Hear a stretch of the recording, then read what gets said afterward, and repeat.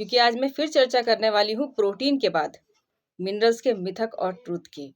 और इससे रिलेटेड बहुत क्वेश्चन आते हैं दिमाग में कि आखिर विटामिन्स हमें कब लेना चाहिए, कितना लेना चाहिए, हमारी नीड कितनी है, हमारा शरीर में क्या सही रहेगा, कौन सा विटामिन्स लेना सही रहेगा। आज इसी को लेकर के चर्चा होने वाली है इस वीडियो में।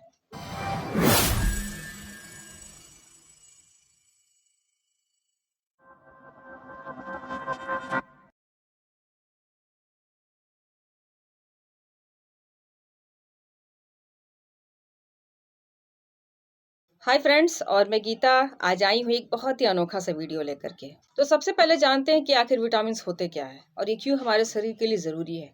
विटामिन्स हमें डेली बेसिस पर हमारे शरीर में चाहिए ही होते हैं। ये खाने पीने के रूप में हमारे शरीर में जाते हैं और जितने तरह की सब्जियाँ, दालें, जो भी चीज़ें हम लेते हैं आहार के रूप में, उसके माध्यम से हमारे शरीर में जाते हैं। और डेली बेसिस पे इसकी बहुत ही ज़्यादा रिक्वायरमेंट होती है।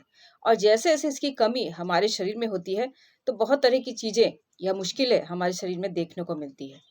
तो डेली बेसिस पे विटामिन्स को लेकर के बहुत सारे मिथ और ट्रूथ अवेलेबल हैं। तो आज उसी को लेकर के चर्चा होगी। सबसे पहले ये चर्चा करेंगे कि हर किसी को विटामिन्स की ज़रूरत होती है। आपको क्या लगता है, ये सही है? ऐसा बिल्कुल भी नहीं है, क्योंकि हर किसी को विटामिन्स की ज़रूरत नहीं होती है। क्योंकि अगर एक छोटे बच्चे को हम कंपेयर करें एक 40 इयर्स के लोग के साथ में, तो आपको क्या लगता है, ये सही बैठेगा कि जो बच्चे की कैपेसिटी होगी विटामिन्स की, वो क्या बड़े की होगी उतनी? बिल्कुल भी नहीं। एज वाइज इसको हम जान सकते हैं कि एज वाइज विटामिन्स की जो ज़रूरत है बॉडी में, वो थोड़ा गैप पड़ता है। और इसके साथ साथ अगर डेली बेसिस पे आपकी खुराक बहुत अच्छी है, आप प्योर चीज़ों का सेवन करते हैं, तो आपको इस तरह की चीज़ों की ज़रूरत नहीं पड़ेगी। क्योंकि डेली बेसिस पे हमारे खाने के जो भी आहार है, उसमें विटामिन्स मिल ही जाते हैं कुछ ना कुछ। लेकिन ये भी सोचना ज़्यादा ज़रूरी है कि आज हमारा खाना-पीना कैसा है। अगर सही में आपके डेली डाइट्स में एक बैलेंस डाइट के हिसाब से अगर आपको प्रॉपर विटामिन्स नहीं मिल रहा है बॉडी में, तो ये भी आपको सोचने की ज़्यादा ज़रूरत है। इसलिए उत्तर यही होगा कि हर किसी को विटामिन्स, जो जितने सारे विटामिन्स हैं, ज़रूरत नहीं पड़ती है। जिस हिसाब से शरीर की नीड होती है, उस हिसाब से उस विटामिन्स का चयन करना चाहिए। अब आते हैं कुछ बहुत ही नामचीन विटामिन्स के ऊपर, जैसे विटामिन सी। अगर इसकी मिथ को हम लें कि विटामिन सी अगर आप रेगुलर बेसिस पे यूज़ करते हैं, तो आप बीमार नहीं पड़ोगे। आपको क्या लगता है, ये सही है? ऐसा बिल्कुल भी नहीं है, क्योंकि विटामिन सी जो है वो एंटीऑक्सीडेंट का काम करता है हमारी बॉडी में। एक रोग प्रतिरोधक क्षमता को बनाए रखता है। इसको रेगुलर बेसिस पे अगर आप लेना चाहें तो ले सकते हैं, लेकिन प्राकृतिक स्रोतों से अगर लिया हुआ एक अच्छा सा सप्लीमेंट हो, तब आप इसको ले सकते हैं। रेगुलर बेसिस पे आपको सी की ज़रूरत नहीं पड़नी चाहिए, क्योंकि प्रतिरक्षा प्रणाली एक हमारी गॉड गिफ्टेड दी हुई चीज़ है और ये अंदर की चीज़ होती है। तो हम केवल इसको अगर बाहरी चीज़ों से कंपेयर करेंगे, तो ऐसा बिल्कुल भी सही नहीं होगा। तो अपने शरीर को इस हिसाब से बनाइए कि बाहरी चीज़ें उस पर अटैक ना कर पाए। इसलिए विटामिन सी एक सही मात्रा में बॉडी को लेना चाहिए और जब ज़रूरत हो तभी लेना चाहिए। बहुत लोगों में ये मिथ देखने को मिला है कि विटामिन डी की कमी जो होती है वो ज़्यादातर जो ठंडे देशों में रहते हैं उनको होती है। आपको क्या लगता है, ये सही है? ऐसा बिल्कुल भी नहीं है। सर्वे के रूप में अगर आप देखोगे तो भारत में भी विटामिन डी की कमी आपको बहुत ही ज़्यादा देखने मिलेगी। ये तो ठंडा देश नहीं है। विटामिन डी हमारे शरीर के लिए बहुत ज़्यादा ज़रूरी है। और आजकल की भागदौड़ भरी ज़िंदगी में यहाँ पर प्रॉब्लम क्या होती है कि हम धूप का सेवन करते हैं। ये हमारे खाने-पीने में विटामिन डी की जो पूर्ति होनी चाहिए बॉडी में, क्या वो कंप्लीट होती है? अगर ऐसा है, तो बिल्कुल भी हम सभी को विटामिन डी की ज़रूरत पड़ती है। और ऐसा बिल्कुल भी नहीं है रेगुलर बेसिस पे चाहिए होता है। आप अपने खाने-पीने, डाइट्स के हिसाब से विटामिन डी को आप कंट्रोल कर सकते हैं। धूप में बैठिए, धूप बहुत ही अच्छा विटामिन डी का सोर्स है और इस तरह से आप विटामिन डी की जो कंप्लीटली पूर्ति है, वो आप कर सकते हो। इसलिए मिथ यही था कि ठंडे देशों में केवल विटामिन डी की ज़रूरत पड़ती है, ऐसा नहीं है। गर्म प्रदेशों में भी विटामिन डी की बहुत ही ज़्यादा सख्त ज़रूरत है। अब आते हैं विटामिन बी 12 के ऊपर में। विटामिन बी 12, इसका मिथ क्या है? इसके बारे में लोग कहते हैं कि जो पूरी तरह से वेगन है, उनमें इसकी कमी बहुत ही ज़्यादा देखी गई है और जो मांसाहारी है, वहाँ पर इसकी कमी नहीं देखी गई है। आपको क्या लगता है, ये सही है? ऐसा बिल्कुल भी नहीं है। विटामिन बी 12 उनकी भी बॉडी में कमी हो सकती है, जो वेगन या शाकाहारी जो भी हैं, लेकिन उनका डाइजेशन अगर खराब रहता है, साथ में वो कुछ बहुत ही तरह की दवाइयों का अगर सेवन कर रहे हैं, इसके साथ-साथ उनके जो तंत्रिका तंत्र है, वहाँ पर भी उनकी खराबी देखी गई है। तो वहाँ पर बी 12 की बहुत ही ज़्यादा ज़रूरत पड़ती है और ये कमी देखी जा सकती है। इसलिए ऐसा बिल्कुल भी कोई सोच नहीं रखना चाहिए कि अगर हम मांसाहारी हैं, तो हमें बी 12 मिल जा रहा है, या जो शाकाहारी है, उनको बी 12 नहीं मिल रहा है। ऐसा बिल्कुल भी नहीं है। कुछ चीज़ों का ध्यान रखना है और ध्यान अगर रखेंगे बढ़ती उम्र में तो B12 की कमी जो है काफ़ी ज़्यादा आपको देखनी पड़ेगी, क्योंकि ये काफ़ी ज़्यादा प्रॉब्लम क्रिएट कर देता है। एक बार फिर विटामिन सी के एक मिथ के बारे में मैं चर्चा करूंगी, क्योंकि ये मिथ बहुत ही ज़्यादा प्रचलित है। लोगों से आपने सुना होगा कि विटामिन सी का बेस्ट सोर्स होता है केवल खट्टे फल। आपको क्या लगता है, ये सही है? ऐसा बिल्कुल भी नहीं है। केवल खट्टे फलों में विटामिन सी नहीं पाया जाता। इसका बेस्ट सोर्स बहुत सारे वेजिटेबल्स भी होते हैं। क्या आपको पता है? मैं एक वेजिटेबल का यहाँ नाम लेना चाहूंगी जो कि काफी ज्यादा बेस्ट माना जाता है विटामिन सी के लिए, और यह है शिमला मिर्च। क्या आपको पता है? आप शिमला मिर्च को ऐड कीजिए अपनी लाइफस्टाइल में, क्योंकि ये भी विटामिन सी का बहुत ही बढ़िया अच्छा सोर्स माना जाता है। इससे भी आपकी बॉडी में विटामिन सी की कमी को रोका जा सकता है और काफी बढ़िया है ये। विटामिन सी के बारे में एक और मिथ जो कि बहुत ही ज़्यादा प्रचलित है। लोग सोच रहे थे कोविड के समय में कि हम भाई 1200 mg या 1500 mg की विटामिन सी खा लें तो हमें कोविड नहीं होगा। लेकिन ये लोगों में एक बहुत बड़ी मिथ हो गई।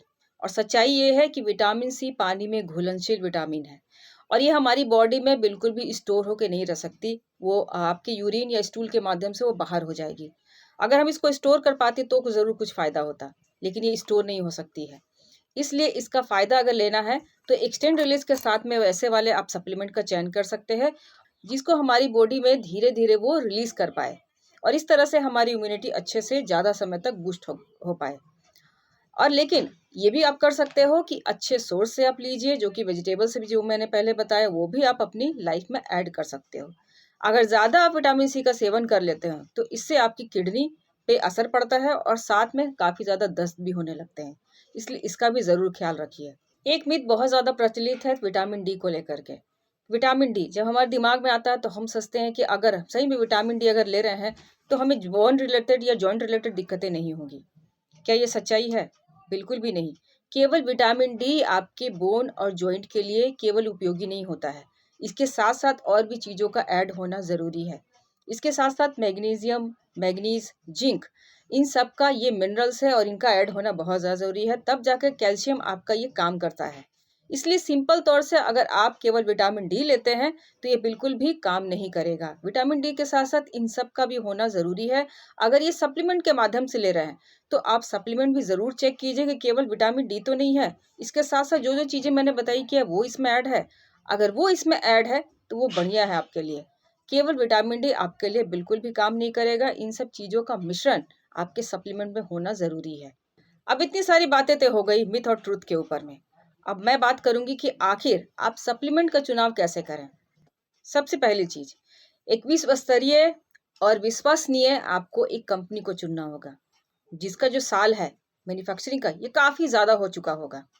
और साथ में ये भी आप देखिए, कस्टमर के रिव्यूज देखिए कि कस्टमर के रिव्यूज कैसे हैं। साथ में ये भी ध्यान दीजिए कि किन किन चीजों से मिल करके बना हुआ है। क्या उसमें कोई प्रिजर्वेटिव है, कोई एडेड ऐसा शुगर, कोई एडेड कलर, कुछ ऐसा तो नहीं है जो कि हम अगर बॉडी में उसको ले रहे हैं। जैसे विटामिन सी की अगर मैं बात करूं तो विटामिन सी की अगर हमने सप्लीमेंट खरीदी है तो उसमें विटामिन सी कितनी मात्रा में है। जैसे मैंने विटामिन सी के बारे में बताया कि वो एक्सटेंड रिलीज के साथ में आता है या नहीं।